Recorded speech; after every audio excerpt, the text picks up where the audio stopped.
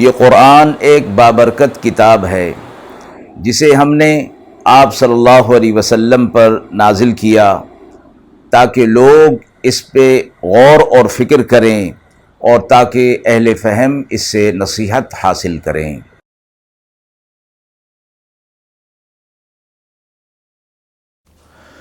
بسم اللہ الرحمن الرحیم۔ السلام علیکم ورحمۃ اللہ وبرکاتہ۔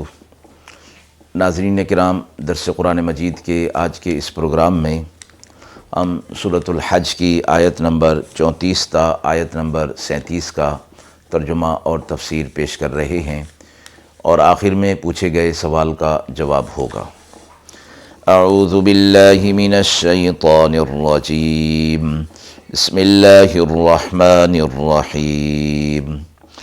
وَلِكُلِّ أُمَّةٍ جَعَلْنَا مَنسَكًا لِيَذْكُرُوا اسْمَ اللَّهِ عَلَى مَا رَزَقَهُم مِّن بَهِيمَةِ الْأَنْعَامِ فَإِلَٰهُكُمْ إِلَٰهٌ وَاحِدٌ فَلَهُ أَسْلِمُوا وَبَشِّرِ الْمُخْبِتِينَ الذين إذا ذكر الله وجلت قلوبهم والصابرين على ما أصابهم والمقيم الصلاة ومما رزقناهم ينفقون والبدن جعلناها لكم من شعائر الله لكم فيها خير فاذكروا اسم الله عليها صواف فإذا وجبت جنوبها فكلوا منها وأطعموا القانع والمعتر كذلك سخرناها لكم لعلكم تشكرون لن ينال الله لحومها ولا دماؤها ولكن يناله التقوى منكم كذلك سخرها لكم لتكبروا الله على ما هداكم وبشر المحسنين۔ آیات مبارکہ کا ترجمہ ملاحظہ فرمائیں۔ اور ہر امت کے لیے ہم نے قربانی کو مقرر کر دیا تاکہ وہ ان جانوروں پر اللہ کا نام لیں جو اللہ نے انہیں عطا فرمائے ہیں۔ تمہارا اللہ ایک ہے، سو اسی کے حکم کے پابند رہو، اور آپ بشارت سنا دیجئے عاجزی اور انکساری کرنے والوں کو۔ یہ وہ لوگ ہیں کہ جب اللہ کا نام لیا جاتا ہے تو ان کے دل ڈر جاتے ہیں، اور وہ مصائب جو ان پر آتے ہیں انہیں برداشت کرنے والے ہیں، نماز قائم کرنے والے، اور جو ہمارا رزق انہیں دیا ہوا ہے اسے خرچ کرتے رہتے ہیں۔ اور کعبے پر قربانی کے حوالے سے جو اللہ نے تمہیں نشانی کے طور پر دیے ہیں، اس میں تمہارے لیے بھلائی ہے، سو ان پر اللہ کا نام لو، انہیں کھڑا کر کے پھر جب وہ اپنے پہلو پر گر جائیں تو کھاؤ اس میں سے، اور کھلاؤ ان کو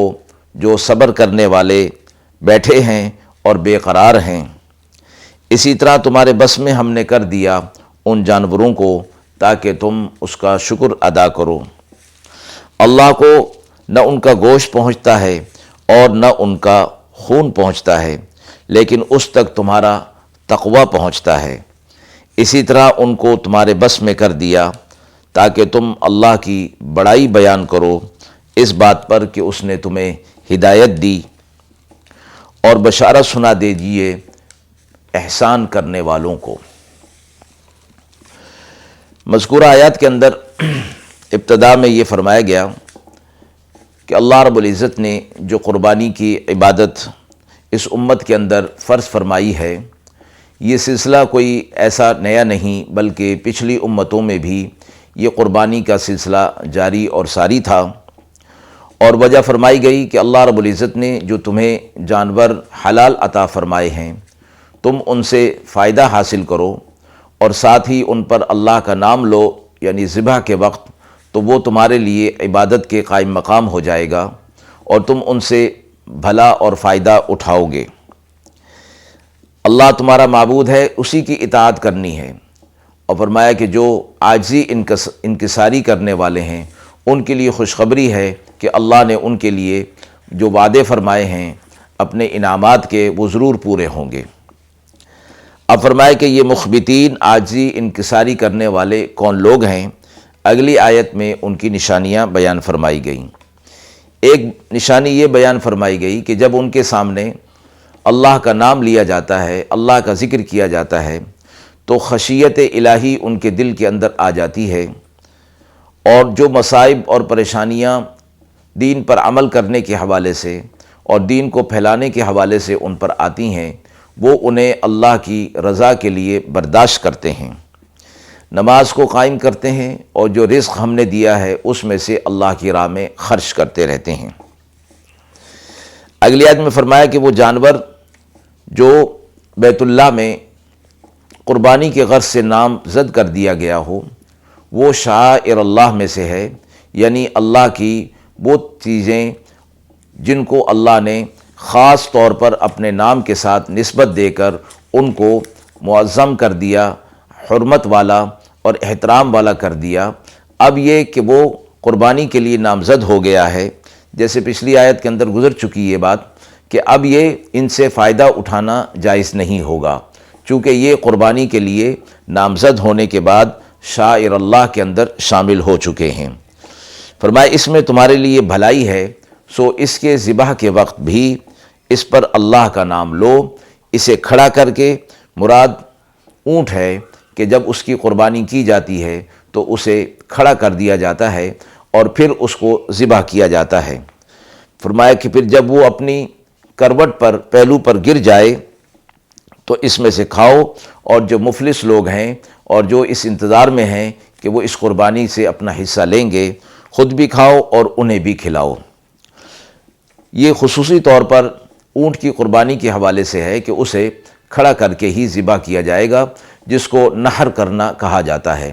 بخلاف دوسرے جانوروں کے کہ انہیں قبلہ رخ لٹا کر ذبح کیا جاتا ہے۔ فرمایا کہ یہ جانور باوجود اس کے کہ قوت میں اور جثہ میں تم سے بڑے تھے، تمہارے قابو میں نہیں آ سکتے تھے، لیکن اللہ نے انہیں تمہارے لیے مسخر کر دیا تاکہ تم اللہ کے شکر گزار بندے بنو۔ پھر آگے قربانی کے حوالے سے مشہور آیت فرمایا کہ اللہ تک تمہارا نہ گوشت پہنچتا ہے اور نہ ان کا خون پہنچتا ہے۔ قربانی کے جانوروں کا قربان کرنا، ذبح کرنا، نہ گوشت کھانا مقصود اور نہ خون بہانا مقصود، بلکہ فرمایا کہ اس کے ذریعے سے اللہ تک تمہارا دل کا جو تقوی ہے وہ پہنچتا ہے۔ اسی طرح اللہ نے انہیں بھی تمہارے بس میں کر دیا تاکہ تم اللہ کی بڑائی بیان کرو کہ اللہ نے تمہیں ہدایت دی، اور بشارت ہے احسان کرنے والوں کے لیے کہ وہ لوگ کہ جو احسان کرتے ہوئے، اپنی جانوں پر احسان کرتے ہوئے نیک اعمال کی طرف متوجہ ہو جاتے ہیں۔ آیت مبارکہ کے اندر یہ بھی بتایا گیا کہ یہ قربانی جو ایک عظیم عبادت ہے، اللہ کے پاس گوشت نہیں پہنچتا اور نہ اللہ کو اس کے خون کی ضرورت ہے،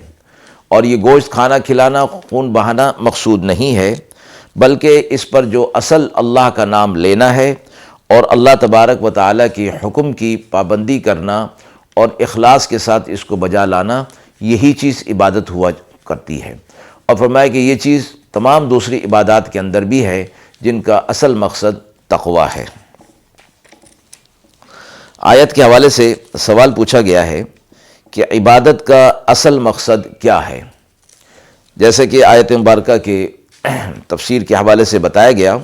کہ اللہ تک نہ گوشت پہنچتا ہے قربانی کے حوالے سے اور نہ اس کا خون پہنچتا ہے، بلکہ دل کا جو تقوی ہوتا ہے وہ مراد ہوتا ہے۔ یہ چیز دوسری تمام عبادات کے اندر بھی پائی جاتی ہے، جیسے نماز، روزہ اور اللہ کی راہ میں مال خرچ کرنا۔ یہ سب چیزیں فرمایا گیا کہ اگرچہ ظاہری اعتبار سے عبادت نہیں بنتی کہ نماز کو ادا کرنا، روزہ میں بھوکا پیاسا رہنا اور اللہ تعالیٰ کے حکم کے ساتھ مال کو خرچ کرنا، چونکہ یہ اللہ تعالیٰ کا حکم ہے اور اس کے ذریعے سے اس ظاہری عمل کے ذریعے سے ایک تقوی جو دل کے اندر ہوتا ہے وہ پیدا ہوتا ہے۔ اس لیے فرمایا کہ اگر یہ چیزیں بھی اخلاص کے ساتھ اور محبت سے خالی ہوں تو یہ صرف ظاہری ڈھانچہ ہوں گی، عبادت نہیں ہوں گی۔ اور یہ چونکہ اس کے اندر ایک روح ہے، اس لیے روح کے قائم رکھنے کے لیے ڈھانچہ بھی ضروری ہے، جسم بھی ضروری ہے، اس لیے ان افعال کی بھی اپنی جگہ پر اہمیت ہے۔ تو فرمایا کہ اللہ تبارک و تعالیٰ کی حکم کی تعمیل اسی صورت میں ہو سکتی ہے، اور اس کی یہ صورتیں متعین فرما دی گئی ہیں، اور اصل چیز ان تمام عبادات کی وہ تقوی ہے، اور تقوی اگر حاصل نہ ہو تو پھر یہ ایک ظاہری صورت رہ جاتی ہے۔ وآخر دعوانا ان الحمد للہ رب العالمین۔